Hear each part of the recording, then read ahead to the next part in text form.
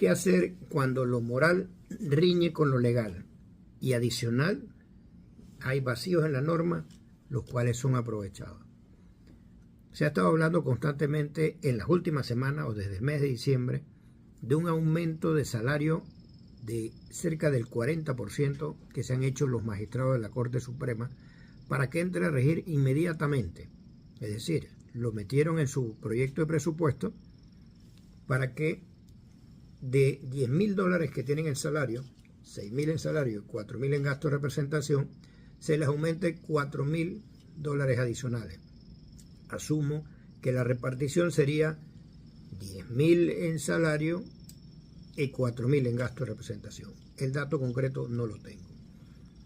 Pero en las circunstancias fiscales que tenemos, en las circunstancias del país, cuando tenemos una población que está ya harta de tanto juegavivo, nos encontremos con una situación en donde la Corte Suprema toma una decisión para beneficio propio, personal e inmediato, a sabiendas de ellos mismos que no hay un ente superior que los pueda o que pueda revisar las actuaciones de ellos, porque son ellos mismos al final.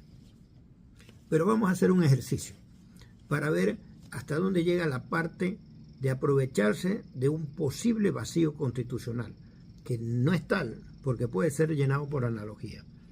Cuando usted revisa en la Constitución, el artículo 157 dice textualmente: los diputados devengarán los emolumentos que señale la ley, los cuales serán imputables al Tesoro Nacional, pero su aumento solo será efectivo después de terminar el periodo de la Asamblea Nacional que lo hubiera aprobado.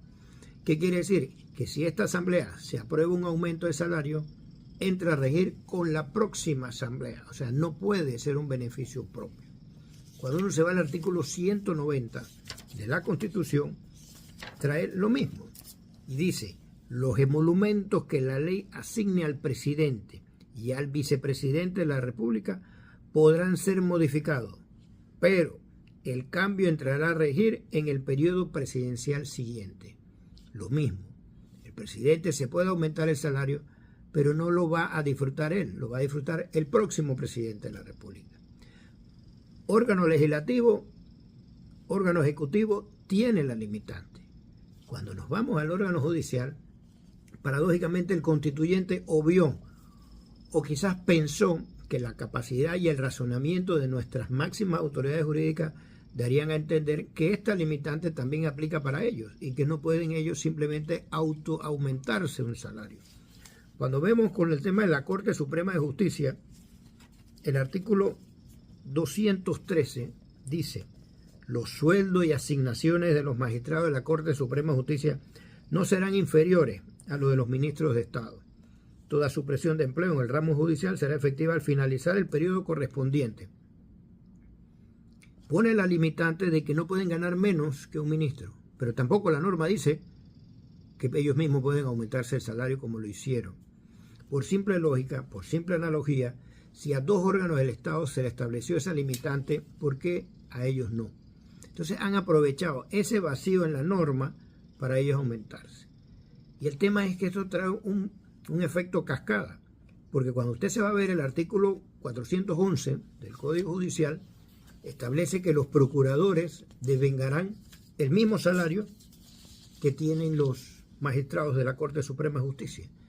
Y si se va al Tribunal de Cuentas, también lo establece en el artículo 8 de la Ley 67, que los magistrados tendrán los mismos emolumentos que los magistrados de la Corte Suprema de Justicia. O sea, ya ahí estamos hablando de 5 más con $14,000, adicional del fiscal de cuentas. Y nos vamos entonces a la ley del Tribunal Electoral, que establece que los magistrados del Tribunal Electoral no podrán devengar un salario menor que el de los magistrados de la Corte Suprema de Justicia.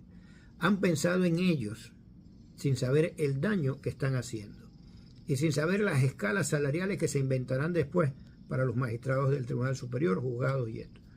Entonces aquí es donde vemos, hay un vacío en la norma que más que querer llenarla o aprovecharse de ese vacío, la Corte debió ser consecuente con lo que el constituyente en un principio quiso crear. O sea, evitar aprovecharse del cargo para aumentarse los salarios. ¿Qué pasa? El Contralor ha vetado, no ha refrendado dicho aumento. Hábilmente, la ley de la Contraloría, estando Gerardo Solís, cambió y añadió un párrafo completo en el artículo 77 que establece el tema sobre la negativa del refrendo. Antes la norma decía, el Contralor podrá refrendar por insistencia de la entidad. La entidad insiste en que quiere que se le refrende y él refrendará en virtud de insistencia. Pero también le daba la otra opción, que era ir en viabilidad jurídica ante la Sala Tercera para que esta Sala Tercera determinara si efectivamente era viable o no era viable el pago o el refrendo, o tenía razón el Contralor. Le dieron la vuelta a la ley y se inventaron el segundo párrafo que habla de que no obstante lo dispuesto en el inciso anterior, que es el tema de refrendar o no refrendar o viabilidad jurídica, el funcionario o organismo encargado de emitir el acto, una vez improbado por la Contraloría, puede también someter la situación a un ente superior, consejo de gabinete, junta directiva, comité, patronato, y si ese ente le autoriza, ese ente superior le autoriza, se le debe comunicar al Contralor y el Contralor tendrá que refrendar, así sea que él no quiera, solo que salva su responsabilidad, que me parece tamaña irresponsabilidad, que en la demanda de la Corte no se hubiese entrado a resolver este tema. Porque, ¿qué sucede ahora? El Pleno de la Corte Suprema se autoriza el aumento del salario, lo comunican al Contralor, el Contralor se niega por los temas jurídicos que establece él, y luego viene y el mismo Pleno nuevamente por insistencia, entonces se quieren agarrar de este segundo párrafo como si fuera un ente superior que ratificó la decisión del Pleno, cuando el Pleno de la Corte no tiene entes superiores. Aquí esto tiene que ir en viabilidad jurídica. Alguien va a decir, sí, pero es un tema de que se lo vas a mandar a la misma Corte para que la Corte sea la que decida. Bueno, esas son las inconsistencias que tenemos en esta Constitución y por eso estamos abogando por una nueva Constitución. Pero se tiene que mandar a la Sala Tercera y los magistrados titulares se tienen que declarar impedidos porque esos 3 magistrados titulares participaron en la toma de la decisión del aumento salarial y tendrían que venir los suplentes a decidir. Pero no podemos estar hablando de justicia cuando nos estamos aprovechando de vacíos en la norma para beneficio propio, que es lo que ha hecho la Corte Suprema de Justicia. No le quitemos el dedo, no levantemos el dedo del renglón, porque son situaciones que al final comprometen aún más esa falta de credibilidad que tienen los órganos del Estado ante los ciudadanos. Y seamos consecuentes con la situación financiera, jurídica actual del país.